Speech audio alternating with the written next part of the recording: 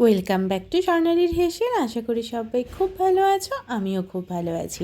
আজকে তোমাদের সাথে শেয়ার করব নিরামিষ ওলকপির ডালনা। জানো তো, ফুলকপি বাঁধাকপির থেকে আমার কিন্তু পার্সোনালি ওলকপিটা খেতে ভীষণ ভালো লাগে। তাই তোমাদের সাথে আজকে শেয়ার করব নিরামিষভাবে কিভাবে ওলকপির ডালনা বানাবে। পেঁয়াজ রসুন ছাড়াই এই নিরামিষ ওলকপির ডালনা থাকলে কিন্তু রুটি বা ভাত সব কিছুর সাথেই দারুণ লাগবে। আর এই ওলকপির ডালনা বানাতে প্রথমেই ওলকপি আর আলুটাকে কিউব কিউব করে কেটে নিয়ে ভালো করে ধুয়ে আমি নুন আর হলুদ দিয়ে একটুখানি কড়াইতে কিন্তু ভাপিয়ে নিলাম গরম জলে। তারপরে সেটাকে ভালো করে জল ঝরিয়ে ঠান্ডা জলে আরও একবার ধুয়ে রেখে দিলাম। তারপর কড়াইতে সর্ষের তেল গরম করে ফোড়নে দিলাম শুকনো লঙ্কা, তেজপাতা, গোটা জিরে।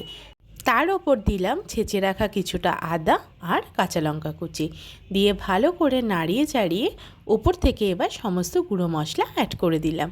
পরিমাণ মতন হলুদ গুঁড়ো, লঙ্কার গুঁড়ো, জিরে গুঁড়ো, ধনে গুঁড়ো আর অল্প একটু কাশ্মীরি লঙ্কার গুঁড়ো যাতে রঙটা ভালো আসে।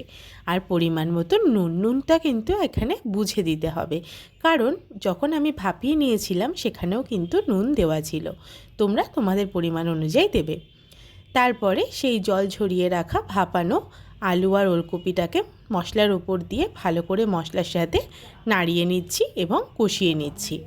ভালো করে কষিয়ে নেওয়া হয়ে গেলে দেখবে অল্প অল্প তেল ছেড়ে আসবে, তখনই ওপর থেকে গরম জল দিয়ে দেবে। গরম জল দিলে কিন্তু রান্নার টেস্ট ভীষণ ভালো আসে। তারপর ঢাকা চাপা দিয়ে ফুটিয়ে নিলেই কিন্তু তৈরি হয়ে যাবে ওলকপির ডালনা। এই রান্নাটা মিষ্টি বেশি ভালো লাগে, তাই দিতে হবে পরিমাণ মতন সামান্য চিনি। আর তোমরা চাইলে ঘি গরম মশলা অ্যাড করতে পারো। ভালো লাগলে প্লিজ আমার চ্যানেলটাকে সাবস্ক্রাইব করে দিও।